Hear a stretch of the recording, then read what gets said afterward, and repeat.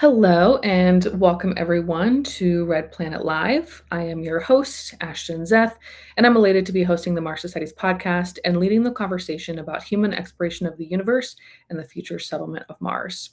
Now, as a longtime space enthusiast, I am passionate about STEM education and making humanity an interplanetary species. Thank you, everybody, for joining today and supporting Red Planet Live. Going to kick off today with just a couple announcements. I want to remind everybody the holidays are around the corner. So if you are shopping for the Mars or space enthusiasts in your life, make sure you go to the Mars store. You can see the link right there. The Mars store has a variety of products, items, clothes, mugs. I've got a couple of the cool things that they have on the store right there. You'll see there's the Mars globe. I've got the Zen garden over there. But if you're looking for a good gift for the space enthusiast in your life, check out the website. Next, I want to remind everyone, if you've been listening to the last couple of episodes, you know that in the beginning of 2026, we're going to have some pre-recorded episodes for the months of January through April. That's because I'm taking some time, some personal time. I'm expecting my first child, and so going to be going out on maternity leave. So during that time, Red Planet Live will be a once per month release schedule at the regular time we do on Tuesdays at 5 p.m. Pacific time. And those episodes will be pre-recorded. So we're eagerly working on those right now, getting those ready for the beginning of the new year. But want to say thank you for the continued support and being a part of this community. I'm excited to bring you those compelling conversations during this transition, and then can't wait to return to our regular schedule later in the year. So thank you, everybody. All right, let's jump right into it. I know there's a lot of questions that we're going to get through today, so want to introduce our guest.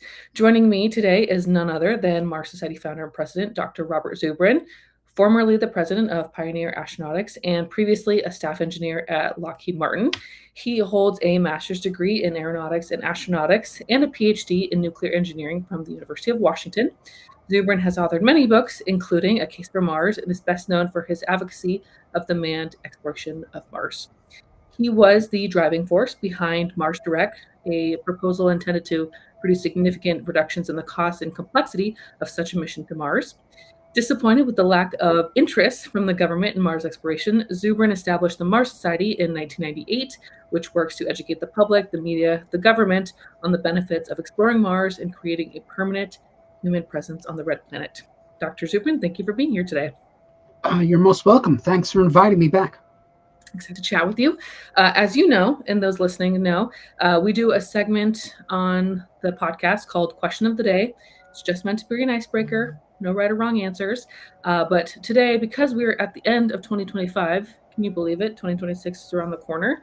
Today's question is just a reflection of your year. So today's question of the day is, what has been the highlight of your 2025? The highlight of my 2025. Right where to start? Probably a few. Tough question. Hard to say, but in terms of what's going on in space, certainly the progress of the Starship, which is now just about reached a demonstration of orbital capability. It hasn't quite demonstrated the whole thing with reusing the first stage and having the second stage get into orbit, but it's 90% of the way there, and so this has been a sight to behold. All right, I like it. I like that your answer is space related. For me, I'd have to say my highlight is, finding out I'm gonna have a baby. That would probably be the highlight of my year. Yeah. But well, that didn't happen to me this year. That's fair. That's fair. I only get to say that just that was the best thing I'd say that came of the year. But excited to chat with you. I know we've got lots of questions already. So let's jump right into it. I want to remind those that are listening, if you have a question for Dr. Zubrin, put those in the chat. We'll try to sprinkle those in. But sticking on the theme of 2025, what have we accomplished this year? Do you mind giving us an update on the Mars Society's accomplishments in 2025 in the year 2025, and what have we done to move the needle towards exploration of Mars? Well, in 2025, it's hard to say that we've accomplished X or Y. Well, we did do one thing. We launched a new Mars analog research station in the Himalayas, the HOPE station, So that's Mars Society accomplishment together with our Indian partners. But the the Mars Society has played a role together in alliance with the Planetary Society in pushing back at these horrific attempt by the Trump administration to destroy NASA's space science program. I believe the chances are good that we will, in the end, save most of it. Um, that is because we, as I say, together with our Planetary Society allies, have really made it clear that this must not be allowed. And Jared Isaacman has said that he does not support these cuts. So this has been a very important thing. So it's been a defensive accomplishment more than a taking new ground, but sometimes you got to play defense. Yeah, true. Well, you hit on a couple points, actually, that I was going to ask you about, and you mentioned the Hope Station. So we do have an episode about the Hope Station coming up in 2026. So let's touch on that, and then we'll circle back to Jared and protecting NASA science. So from the Hope Station, the Mars Society announced the new analog facility. How does the Hope Station complement the existing Mars Society analog facilities like MDRS and Flashline? And what unique contributions do you think that Hope is going to make to human exploration, research, studying of the analog facilities? Well, um, it's in the Himalayas, which is very interesting, but really, um, what it's going to allow people to do is people from Asia and Australia to much more readily participate in Mars analog missions. Hmm. So we've got one in the high Arctic, we've got one in the United States, um, but this is the first real, honest to God one in Asia, other than perhaps one that's inside of China.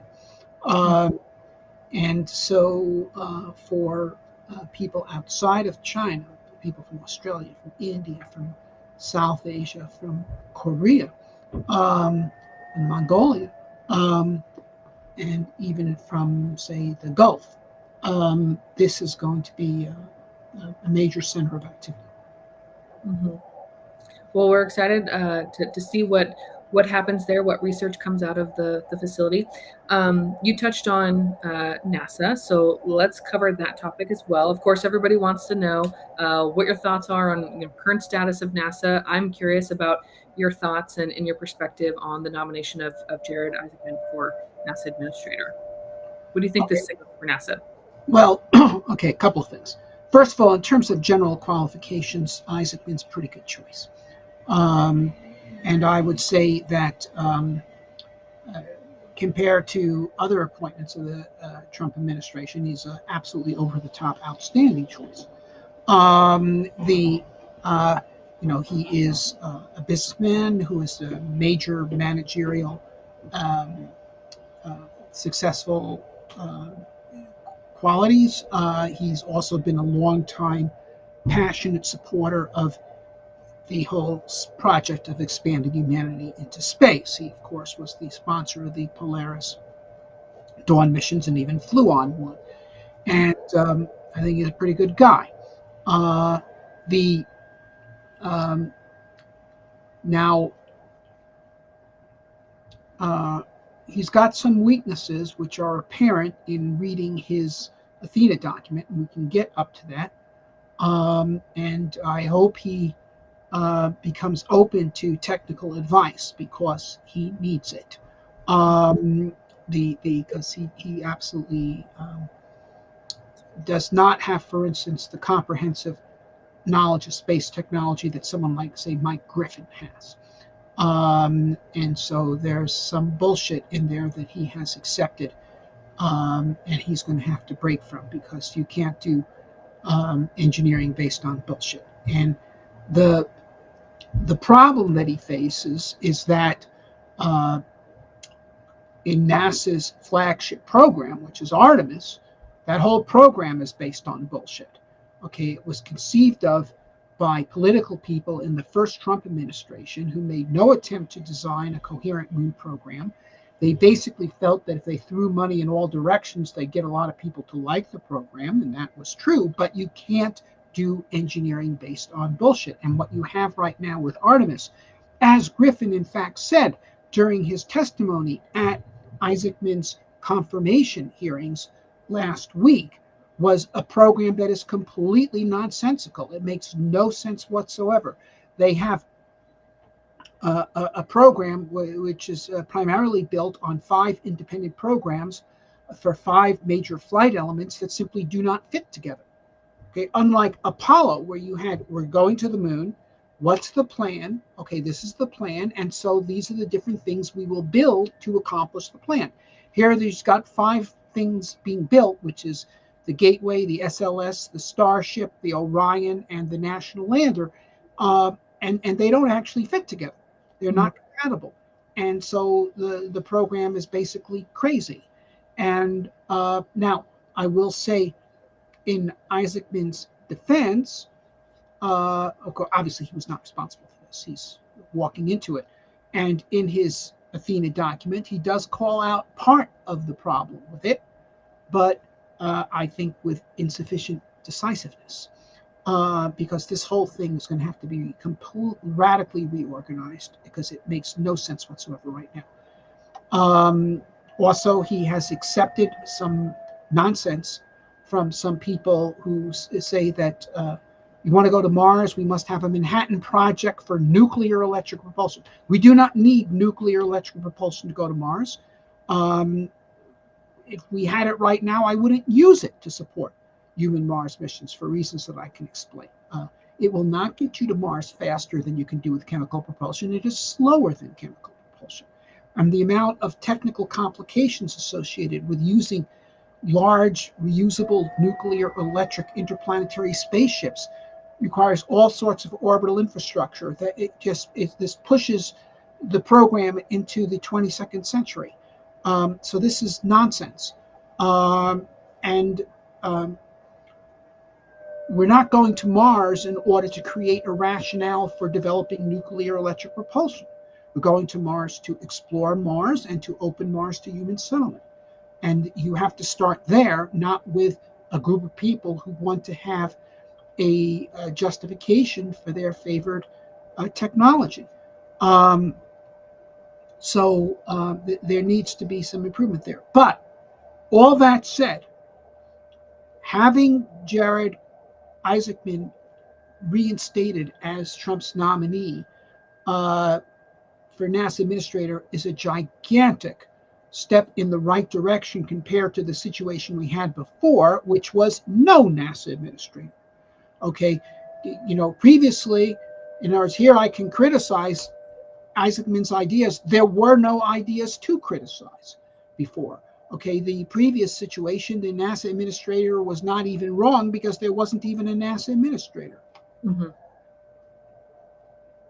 So with the Athena document that you referenced, can you give us your thoughts on that? There might be those that are listening that aren't familiar with the document or what it was mentioning. So you can give us your thoughts on the document and where does it align with Mars goals? Well, this document was apparently written by Isaacman as part of his submittal to the Trump group to say, if I'm appointed NASA administrator, this is my ideas on what should be done.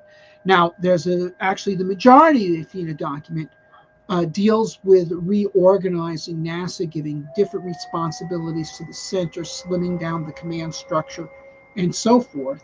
And some of those ideas may be very good, some could be problematic. I don't really know. That's not my area of expertise. I focused on the technical side of the document. Mm-hmm.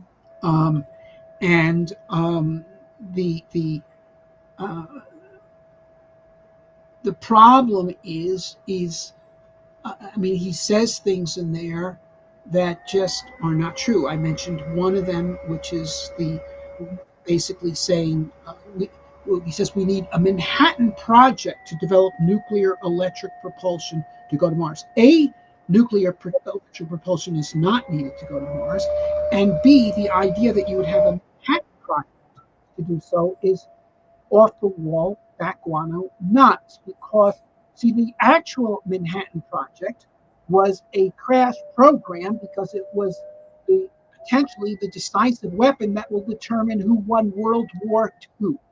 Mm-hmm. Okay? And so it had to be done fast because we were in a race potentially against the Nazis, who had first-class scientific capabilities. Now, after the fact, we found out that the Nazis had wandered off in a wrong direction on their atomic bomb program. But nevertheless, you couldn't know that in 1942. So this was of the greatest urgency of an existential struggle.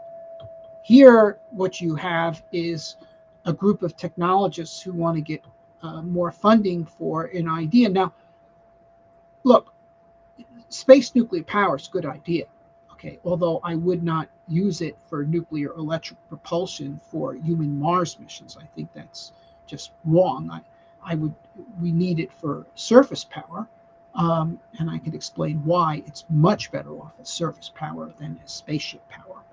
Also, small nuclear electric probes could be enabling for outer solar system exploration. So there's a lot of uses for space nuclear power, but it by no means commands the urgency of the need to develop nuclear bombs before Hitler. And so this was just and it clearly, if you read the Athena document, the Mars mission is being proposed not in order to explore or settle Mars, but in order to provide a justification for a nuclear electric propulsion R&D program. And that's exactly the wrong way to engineering. The mission needs to come first. You decide what the mission is, and then you decide what the technology is you're going to use, which is the right one for the mission. You don't come in and say, I've got a technology. Now let's see if I can come up with a mission to justify spending on me, on my favorite program. Okay. And this is a repeat of the problem, the fundamental problem underlying Artemis, because Artemis right now is just a collection of people with different ideas saying you can't do your program till you do my program. And that's not the way to get to the moon. And so here we are now 8 years after the Trump administration, the first Trump administration started Artemis, and we are nowhere. 8 years after Kennedy's speech announcing the Apollo program, he announced in 1961. 8 years later, it's 1969. We had landed on the moon. Okay. And that was starting from near zero space capability. Here we are starting in 2016 with tons of space capability, and we're no closer to the moon. And that's because it hasn't been a purpose-driven program. It's been a vendor-driven program. Okay. If you want to get somewhere in space programs, you spend money to do things. You do not do things to spend money. I think that's a good analogy. Thinking along the lines of NASA, you mentioned briefly the combined effort between the Mars Society and the Planetary Society to help defend saving NASA budget, protecting NASA science. Can you give us an update on what were the efforts that the Mars Society and Planetary Society was making, and why is it critical that we defend NASA's budget and we try to protect the science? Well, both we and they both directly contacted Congress and mobilized our members to contact Congress. And there was also a big event in Washington in which the Planetary Society took the lead, but which we participated in, which a lot of people were mobilized to come to Congress and go all over Capitol Hill speaking to congressmen about why this thing is unacceptable. So that was the content of the mobilization, and I believe the message has been heard. And so there's now some pushback from Congress, and also Isaacman has made it clear he's not for these cuts. Okay. So we'll see how that shakes out. Now, my guess is we'll only save 3/4 of what we wanted to save. But still, that's pretty good. Better than nothing. Yeah. Now, here's the thing. So let's backtrack here. Let's look at what was actually proposed. What was proposed by these punks, it's the only way to describe them, from the Doge, uh, who went into NASA and decided to destroy a whole bunch of all the new starts of planetary exploration and space telescopes, including the Roman space telescope, which has been entirely built and it's undergoing testing to be launched next year. They wanted to cancel it after it had been completely developed over almost a decade of work. They just, okay, let's just destroy this. They wanted not only to stop the new starts, they wanted to destroy uh, the MAVEN orbiter in orbit around Mars right now. They wanted to deorbit it, not just turn it off, deorbit it to make sure no one could ever turn it on again. They want to destroy the Mars Odyssey spacecraft in orbit around Mars right now. They want to destroy the Juno spacecraft in orbit around Jupiter right now. They wanted to turn off permanently the Voyagers and the New Horizons mission. Okay, they wanted to sharply limit the activity of Hubble. The no, these people were incredibly destructive and maliciously destructive because, to actually deorbit two Mars orbiters that are working, okay, they weren't satisfied with turning them off. They wanted to make sure that no one could turn them on again. Okay, these were vandals. Vandals is what they were, is what they are. Okay, and this we can't stand for this. Now, look, you got to get the picture here. Okay, since the end of the Apollo program, 90% of NASA's real achievements has been done by the Space Science Directorate, which did the space telescopes, including Hubble and Webb, okay, as well as all the Mars rovers and orbiters and Galileo and New Horizons and Voyagers and you name it, right? All the grand achievements of NASA of the past half century have been done by the Space Science Program. And that's the part they picked out for destruction. And by so doing, okay, what they were really doing was setting up the whole agency for destruction. Because if NASA has no accomplishments to point to, then people say, hey, why don't we just get rid of this agency? What is this agency here for?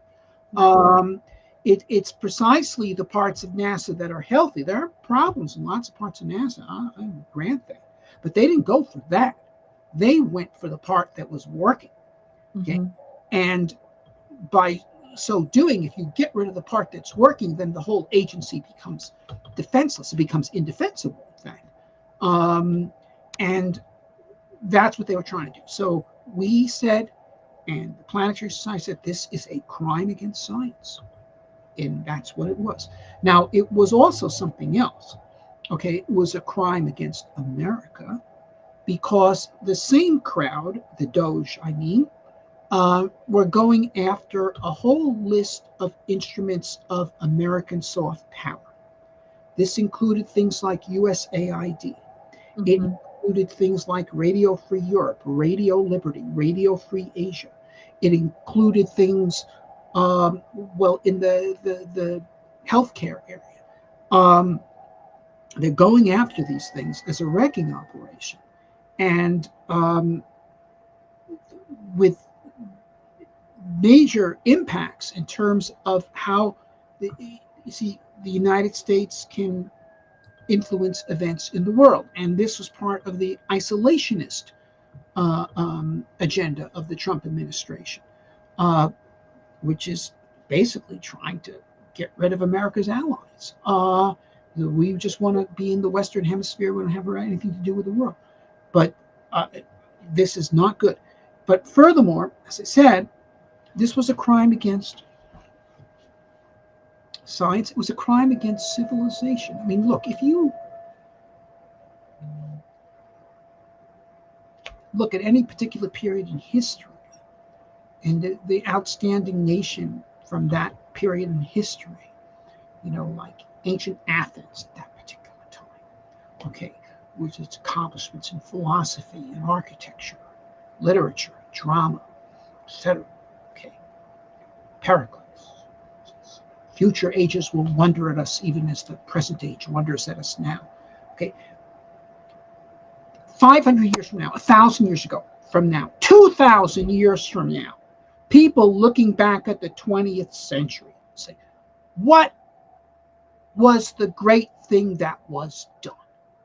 And it won't be the art of Jackson Pollock, okay? And it won't be, a whole bunch of things that are in popular culture right now, okay? It won't be rap music, okay? But the photographs of Voyager and Hubble, Webb, okay, and Curiosity, okay, these humanity first reaching to space. Our time will be remembered because this is when we first set sail for other worlds. This is the and what these things, this is not just works of art, these photographs. They are expressions of the highest ideals of contemporary civilization, which is the search for truth through science. Okay, and these people, the Doge, decided they would rip this up. Okay, now look, NASA's science program is not all of science. It's only one small part of the overall effort of the world scientific community. But in a certain way, it's sort of the flag of science. It's the most visible. It's the flagship of science. Mm-hmm. And what these people in the Doge were doing by trampling on this and trying, they were basically pissing on our flag. Okay, pissing on the flag of science. It was an act of cultural desecration, and it absolutely had to be rejected. The search for truth through science. This is what our civilization stands for. Just this, like for the people of the Middle Ages, those Gothic cathedrals they built were celebrating their belief in human salvation through Christ, which was the highest ideal of their society. The highest ideal of our society is the search for truth through science, and the NASA space science program really is the flagship of that for the whole of humanity. And they were trying to destroy this could not be allowed to pass. And that is why we had to respond to this. That is why the Mars Society responded so strongly to the effort of former NASA Administrator Sean O'Keefe, who tried to destroy the Hubble Space Telescope in 2005. We said, we're not letting that happen. Well, you're the Mars Society. What should you care about astronomy? We care about science. Okay. And no. And I'm very proud of the role we played, really, in leading the charge that reversed that decision. And I'm proud of the role we're playing in a supporting role, but nevertheless an important one in repelling this assault on science. Mm-hmm. Well, outside of the changes, the complications, the tension at NASA, we're starting to see some of those private companies are focusing more on Mars, like Blue Origin and Rocket Lab are developing technology and specific missions, including Escapade and the Mars Telecommunications Orbiter. So those are in development, or like the Rocket Lab Escapade mission. Have already launched. So how do you see those companies contributing to the path to Mars? Is that getting us closer? Or are we one step closer to getting humans to Mars because of those particular missions and partnerships with those private companies? Yes. And I think Rocket Lab in particular is extremely impressive because it was not started by a billionaire with some play money. This was started by working engineers who put together a solid plan and managed to get investors, and then succeeded. And a company founded in New Zealand, of all places, which is a country that really doesn't even have a space program. Rocket Lab is the space program. And so it's a magnificent achievement. But yes, Blue as well, finally getting into space with the new Glenn. Stoke coming on strong, Relativity coming on strong. I think this is great. That this is not this new entrepreneurial space revolution, of course, has been kicked off by SpaceX, but it is not being limited to SpaceX. This is very, very important. This show must go on regardless of what direction Elon Musk chooses to go in, and it will. Um, and so this is a tremendous thing. This really makes this new space revolution far more robust than it was looking to be, say, 2 years ago, when really it was SpaceX. And, okay, Rocket Lab was beginning to do some stuff, but yes. So hats off to all these teams. Mm-hmm. Well, for those that are listening, if you haven't listened to last month's episode, I had an opportunity to interview Morgan Connaughton. She's the VP of Marketing and Communications at Rocket Lab. It was a great conversation, so check out last month's episode. But starting to think about some of those partner companies, I see we're getting a few questions, so maybe we'll start to sprinkle some of those in. Roger asks, what impact on Mars exploration will SpaceX going public have? And then there's a follow-up question to that as well. Let's start with that one. Well, that's an interesting question, and there was recently an article by Jeff Faust, I think, in the Space Review, turning that one over. There's some fear that if the SpaceX becomes dominated by stockholders, stockholders will only want SpaceX to do things that are profitable in the relatively near term. So things like Starlink, yes, but things like human missions to Mars wouldn't quite fit that bill. But I think it's not that big a risk, because I think that Musk will retain control of SpaceX. That is, that they'll go public, and that will make SpaceX shares negotiable capital, and he'll be able to get money when he needs it, but he's going to stay in the driver's seat. I don't see Musk giving someone else control of his baby. Agreed. Roger's follow-up question is, will future SpaceX shareholders see any profit in Mars exploration and colonization? You kind of touched on it, but if you want to elaborate on that, answering his follow-up question. Well, as much as I have many political differences with Elon Musk, I have to hand it to him that in terms of knowing how to make money, there's nothing like him. And so, look, Musk made money with an electric car company, okay, which has been a classic failure. Okay, Musk made money with SpaceX, which launch companies have been a classic failure, okay, in terms of so here you go. Okay, if anybody can make money by sending humans to Mars, it's Elon Musk. We'll figure it out. He'll find a way. Any initial thoughts on what could that be? How could SpaceX potentially make money by going to Mars? I think that a Mars colony can make lots of money by mobilizing the inventive talent of the Mars settlers. That is, a Mars colony will be a settlement composed very largely of technologically adept people in a frontier environment that's going to challenge them to innovate, that's going to force them to innovate. And they're going to innovate in many areas of great interest, not just to themselves, but to humanity at large. In interest in energy, in robotics, in AI, in agriculture, biotechnology. My God, there's so many things. And I actually did discuss this with Musk at one point. He also believes that the primary export of Mars is going to be IP. And, really. So this is going to be the export of Mars. It's going to be invention. It's going to produce trillions of dollars worth of value. Mm-hmm. Let's see. Speaking of invention, let's see. A question here. Nuclear has been a hot topic this year. What are your thoughts on the latest nuclear update?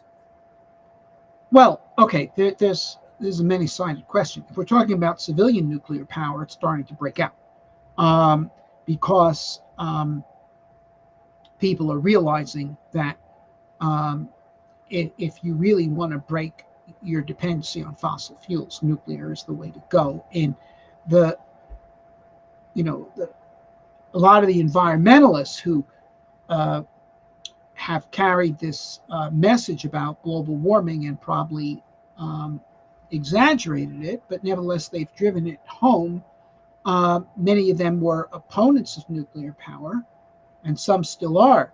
But for the people who they've made the point to, that we have to or should attempt to reduce our dependence on fossil fuels, look at the alternatives with a much more um, level headed way. And they say, well, clearly uh, we should go nuclear.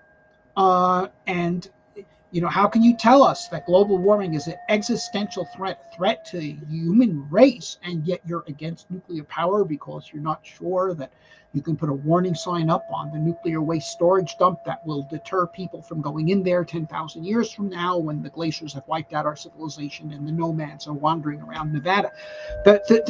No, okay, either you take this seriously or you don't. And nuclear power is actually the lowest environmental impact of any energy source. And I mean that. It's much lower than solar energy, not just because it covers far less land, but because the manufacture of solar panels involves tremendous amounts of pollution. That's why it's done in China, where they don't care about that. And so this is so the nuclear power industry is starting to have a renaissance. Now, Isaacman wants to develop space nuclear power. I'm with him there, but okay, it's not. If you want to go to Mars, you go to Mars. Okay, you don't say, well, we'll go to Mars after we have a Manhattan Project for giant nuclear-powered interplanetary Battlestar Galactica spaceships. We need nuclear power on the surface of Mars to make propellant. And let me tell you a story here. Because back in the 80s, I myself was a strong believer in nuclear electric propulsion. And then I had a conversation with Kraft Erica, who was one of the real brainy guys on the von Braun team. Okay, he's a German rocket scientist. And he contested my view. And he said the following.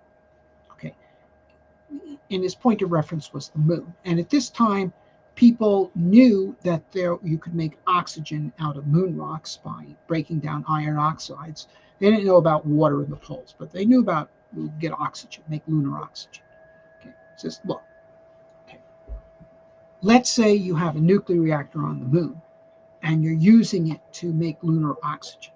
Okay, and you use it in a hydrogen oxygen engine like the RL-10, which, by the way, Kraft Erica led the development of. It still uses the engine in the Centaur. Centaur engine, the RL-10, has a specific impulse of 450 seconds. And it burns hydrogen with oxygen at 6 parts oxygen by weight to 1 part hydrogen. Now, if, however, you're just bringing the hydrogen to the moon and getting your oxygen from the moon, so then the total amount of propellant that you're going to use in your engine is 7 times as much as the part that you had to bring from Earth. So you take your 450 seconds specific impulse and you multiply by 7, and you get an effective specific impulse of 3,000 seconds, which is comparable to electric propulsion, but it's at high thrust in a very lightweight engine. Okay, it doesn't need a radiation shield or anything like that. None of that. So now, furthermore, you see the power of that reactor is also going to be much smaller than the power needed to push a spaceship, because a nuclear electrical propulsion spaceship, you got to have megawatts of power to push this thing along in real time. Whereas if you're making the propellant over time on the surface of the moon or Mars, okay, you're integrating the power output of the reactor over, say, a year to produce the propellant that you're going to use in minutes. So the reactor can be 1/100th the size of what you need. So instead of needing a 10 megawatt reactor, you can use a 100 kilowatt reactor. So instead of a reactor that weighs 100 tons, you can have a reactor that weighs a few tons. This is an enormous advantage. So this was the thinking that led me to Mars Direct. Yeah, I look, I have a PhD in nuclear engineering. I wrote a book called The Case for Nukes. I'm totally pro-nuclear. But the idea is you don't want to have to build a gigantic nuclear reactor when you can build a small one to do the same job. And so in Mars Direct, we put a little nuclear reactor on the surface of Mars, okay, and it takes some hydrogen, which at that time I thought we had to bring from Earth because we didn't know that water would be readily available on Mars and places other than the pole. But you're producing, and you're using it in a methane oxygen engine.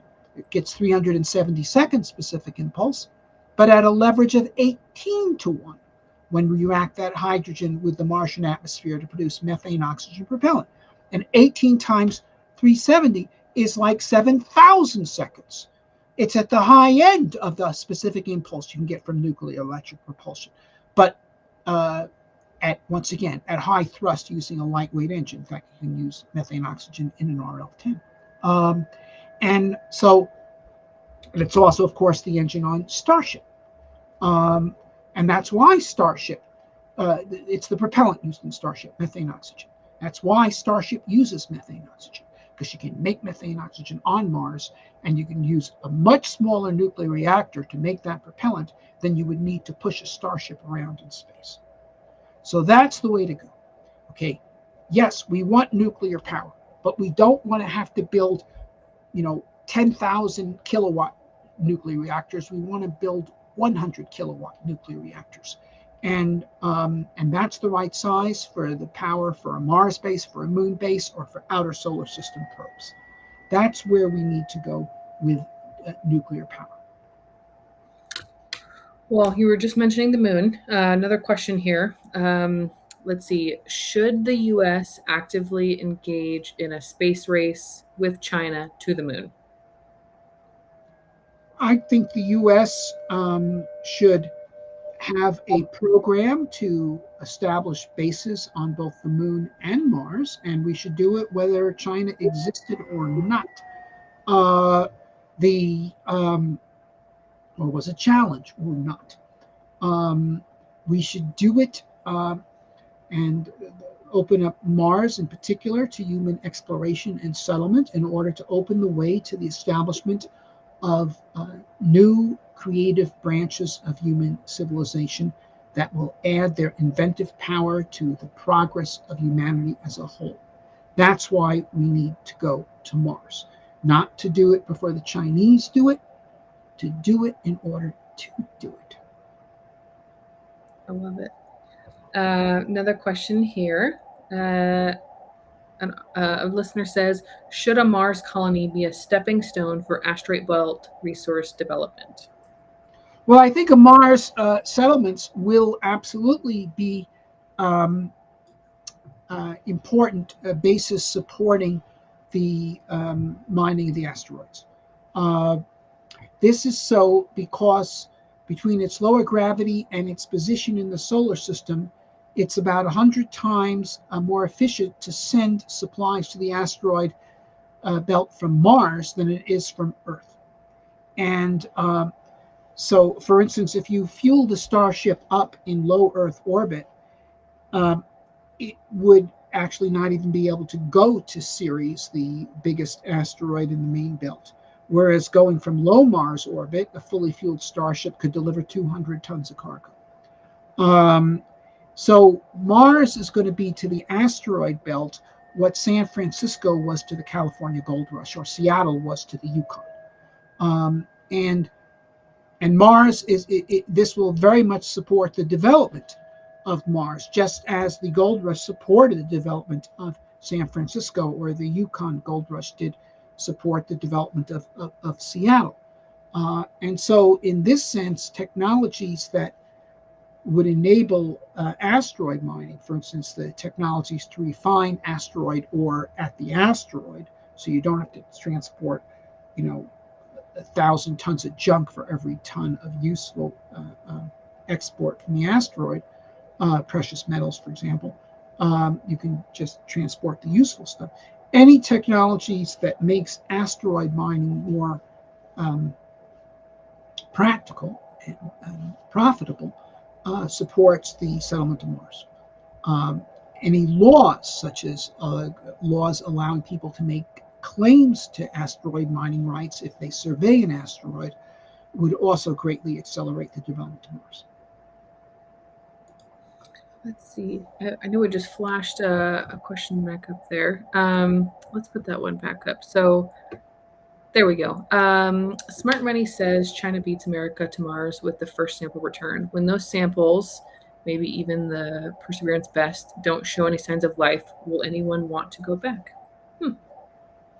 Well, the samples from the surface of Mars are unlikely to show life.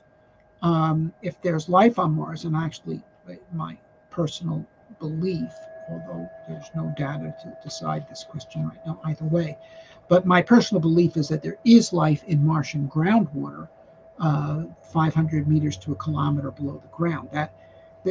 Life needs liquid water, and there is liquid water underground on Mars, not at the surface. Now, you might find fossils of life on the Martian surface, but while it's conceivable that rovers could find fossils on the Martian surface, human explorers would be far superior at that. I mean, I live here in Colorado. This is dinosaur heaven. I'm only a few miles here from Morrison, Colorado, which is famous, Morrison Formation, for the classic dinosaur finds, Tyrannosaurus rex, Triceratops, etc., all discovered right here. I mean, there's a ridge not far from where I live where you can see dinosaur tracks in the ground. Because the Rockies was the beach of the inland ocean, and the dinosaurs used to like to hang out on the beach, just like we do. But anyway, the point is, while there have been terrific dinosaur fossil finds here, you could parachute 100 rovers like Curiosity and Perseverance into the Rockies, and you'd never find a dinosaur fossil.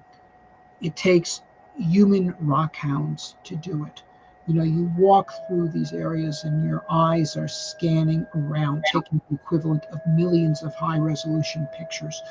And then you see something that catches your attention. Is that worth looking at again? Nah. You keep going, and then you see something, and then say, look, these rocks here look interesting. Let's start chipping away at them. You know, well, I guess not. Okay, go somewhere else. It takes hiking long distances through unimproved terrain, takes digging and heavy work, pickaxe work, and delicate work like carefully peeling open shales, taking the pasted pages of rock apart to see what's pasted in between. So all this kind of stuff, it's way beyond the ability of robotic rovers. I'm not saying it's impossible, but it's improbable. You know, we, on the Mars Society, at the Mars Desert Research Station, actually in our first motorized EVA at MDRS, okay, and I was on that, we discovered a canyon that was loaded with dinosaur fossils. But I have to tell you, since I was there that day, that no robotic rover could have done it. To find the canyon, we climbed the top of the small hill. We saw this hidden canyon. We went there. It was a 2-meter drop to get into it. No rover could do that. You get down in there and you're walking around, and as I say, you're surveying around and you're seeing this, you're seeing that. It's all sort of interesting, but it's not there. And then you see something, you pick it up, you dust it off. Nah, it's nothing. You go on, you dust off another one, and dust off the third one.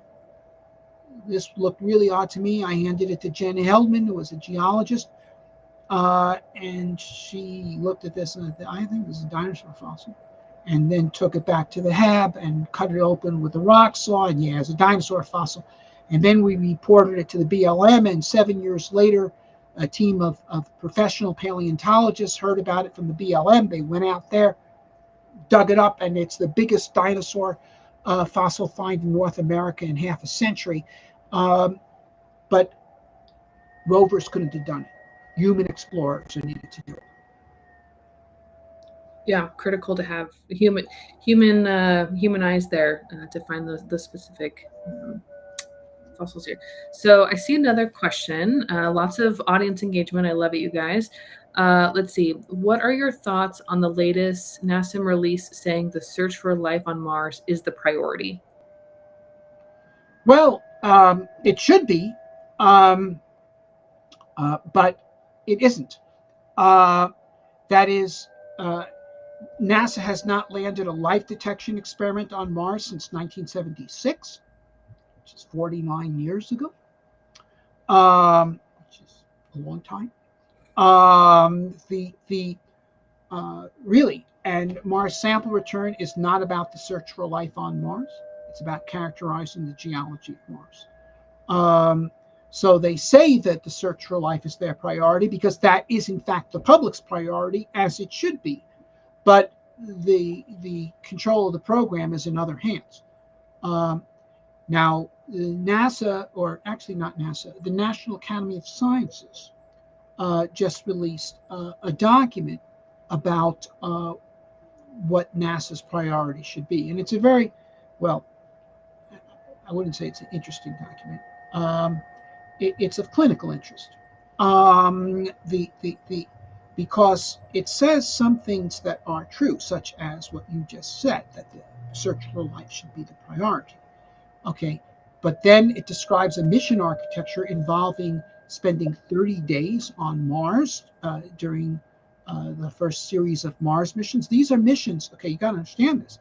Okay, even using their mission architecture, you're spending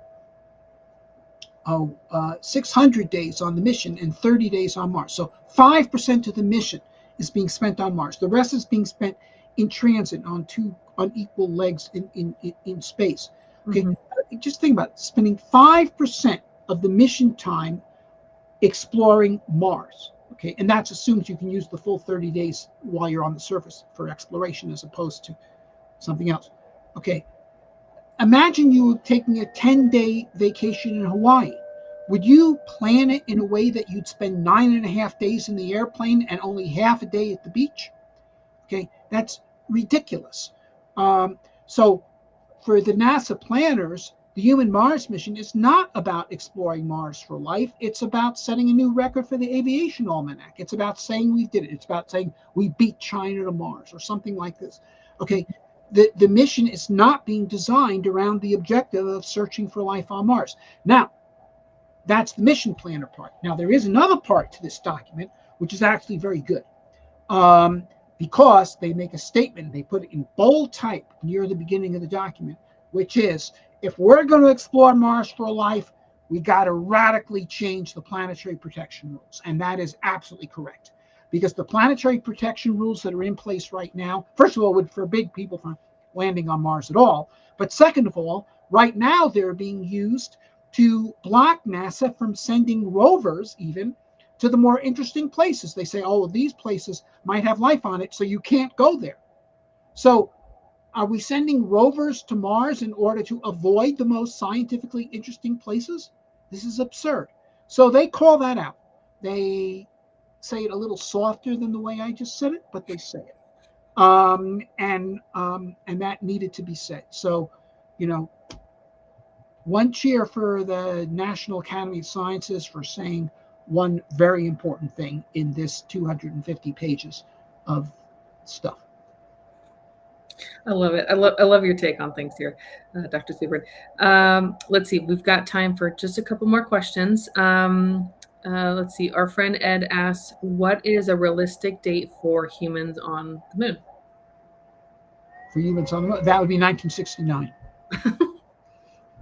Okay, and shifting, realistic date for humans on Mars. I know we've got a window coming up, and I think I had heard Musk say 2031 is the earliest. What are your thoughts on the earliest dates for humans? Okay, well, Musk, of course, originally said, well, various things, but at the time of the Trump inauguration, it was we're shooting for 2026.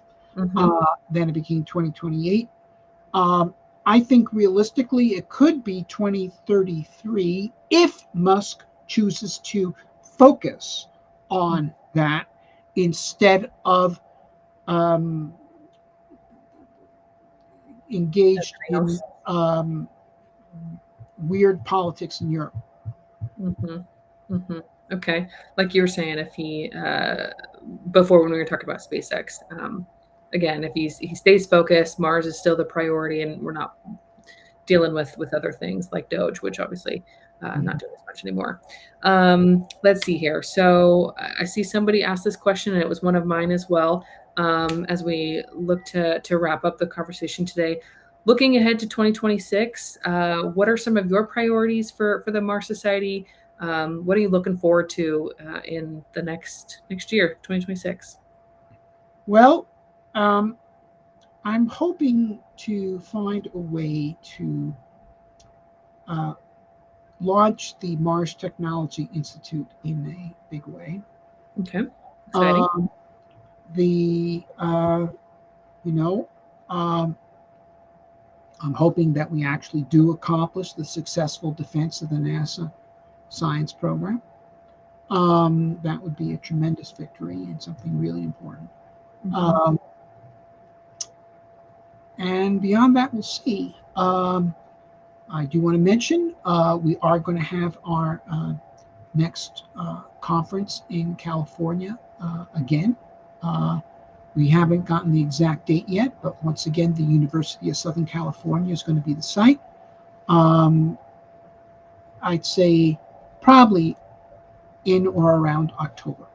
But it's at this point we're working with the authorities of the university to find the best date for us and for them.